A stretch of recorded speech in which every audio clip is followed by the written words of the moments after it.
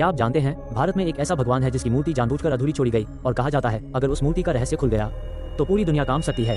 समुद्र की लहरें उस रात असामान्य थीं। ओडिशा के तट पर राजा इंद्रद्युम्न बेचैन थे। उन्हें बार बार वही सपना आ रहा था, एक आवाज जो कहती थी, समुद्र से जो लकड़ी आएगी उसी में मैं प्रकट होऊंगा, लेकिन शर्त याद रखना, जब तक कार्य पूरा न हो दरवाजा मत खोलना। कुछ दिनों बाद समुद्र किनारे एक अजीब लकड़ी मिली, न सड़ने वाली न जलने वाली।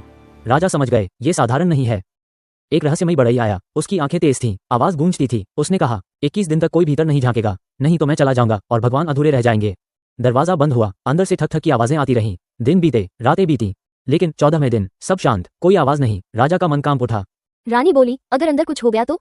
राजा ने कांपते हाथों से दरवाजा खोल दिया और उसी क्षण बढ़ई गायब था। मूर्ति अधूरी थी, हाथ पैर नहीं थे। राजा गिर पड़े। उन्होंने समझ लिया वे शर्त तोड़ चुके थे। तभी आकाश से आवाज आई, मैं पूर्ण बनकर नहीं आता, मैं भक्तों के विश्वास से पूर्ण होता हूँ। मेरी अधूरी मूर्ति तुम्हारी अधूरी श्रद्धा की निशानी है। उसी मूर्ति में स्थापित हुआ कृष्ण का अमर हृदय, ब्रह्म पदार्थ। आज भी कहा जाता है मूर्ति बदली जाती है लेकिन हृदय वही रहता है। इसलिए जगन्नाथ की आंखें बड़ी हैं क्योंकि वे सब कुछ देखती हैं, हाथ नहीं हैं क्योंकि वे अहंकार नहीं पकड़ते, और शरीर अधूरा है क्योंकि भगवान तब तक पूरे नहीं होते जब तक भक्त अधूरे हैं।